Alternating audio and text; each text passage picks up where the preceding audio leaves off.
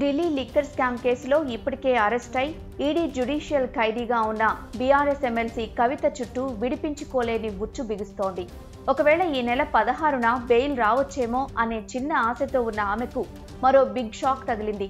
ఇదే liquor scam కేసులో కవితను సిబిఐ అరెస్ట్ చేసింది. ఢిల్లీ లిక్కర్ స్కామ్ కేసుని సిబిఐ కూడా విచారిస్తున్న విషయం తెలిసిందే. అయితే ఈ కేసులో విచారణకు కవిత హాజరు కావడం లేదు.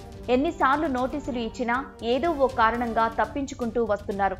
ఫిబ్రవరిలోనూ నోటీసులు ఇచ్చినా ఆమె తాను రాలేనని, తనకు రాజకీయంగా చాలా పనులు ఉన్నాయని, కావాలంటే వర్చువల్ గా హాజరవుతానని సమాధానమిచ్చారు. ఆ సమాధానంపై సిబిఐ నుంచి రిప్లై రాలేదు. అయితే కవితను ఈడీ అరెస్ట్ చేసిన తర్వాత తాము కూడా ప్రశ్నిస్తామని కోర్టు నుంచి అనుమతి తీసుకుంది సిబిఐ. అనుమతి ఇవ్వొద్దని కవిత తరపు లాయర్లు గట్టిగా వాదించినా ప్రయోజనం లేకపోయింది.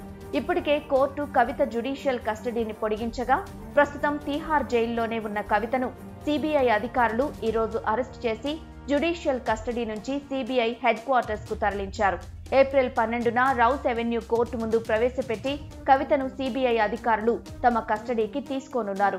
అయితే ఇప్పటికే జైల్లో ఉన్న ఆమెను సిబిఐ అరెస్టు చేసినందువల్ల కొత్తగా వచ్చిన నష్టమేంటి అనుకుంటున్నారా? చాలానే ఉంది. ఇప్పుడు తాను సిబిఐ విచారణ, ఈడీ విచారణ రెండూ సమాంతరంగా ఎదుర్కోవాలి. ఆ విచారణ సందర్భంగా ఆమె నుంచి సేకరించిన సమాచారం మ్యాచ్ అవ్వాలి. ఒకవేళ ఈడీ కేసులో బెయిల్ దొరికింది అనుకోండి, కవిత బయటకు రావచ్చు. కానీ సిబిఐ విచారణ అడ్డం పెట్టుకుని ఆ కేసులో ఆమెను లోపలే ఉంచుతారు. ఒకవేళ సిబిఐ కేసులో బెయిల్ వచ్చినా ఈడీ కేసు వలన జైల్లోనే ఉండాల్సి వస్తుంది. అందువల్ల ఆమె బయటపడాలంటే ఈ రెండు కేసుల నుండి బెయిల్ రావాల్సిందే. ఈ కేసుల్లో బెయిల్ పిటిషన్లు అంత త్వరగా పరిష్కారమయ్యే అవకాశం లేదని అంచనా వేస్తున్నారు. లిక్కర్ స్కామ్ లో కవిత అత్యంత కీలకమని దర్యాప్తు సంస్థలు గట్టిగా చెబుతుండడమే దీనికి కారణం. అదే ఇప్పుడు కవితని, బీఆర్ఎస్ ని కలవరపెడుతోంది. ఎందుకంటే ఇలాంటి ఈడీ, సిబిఐ కేసుల్లో బెయిల్ అనేది అంత త్వరగా రాదు.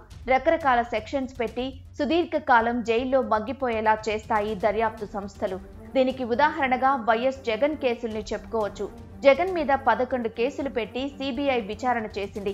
ఒక కేసులో బెయిల్ వచ్చినా మరో కేసులో బుక్ చేస్తూ మొత్తం 16 నెలల పాటు జగన్ ని జైల్లోనే ఉంచింది సిబిఐ. ఇప్పుడు కవిత వ్యవహారం చూస్తుంటే అదే గుర్తొస్తోందని అంటున్నారు రాజకీయవేత్తలు.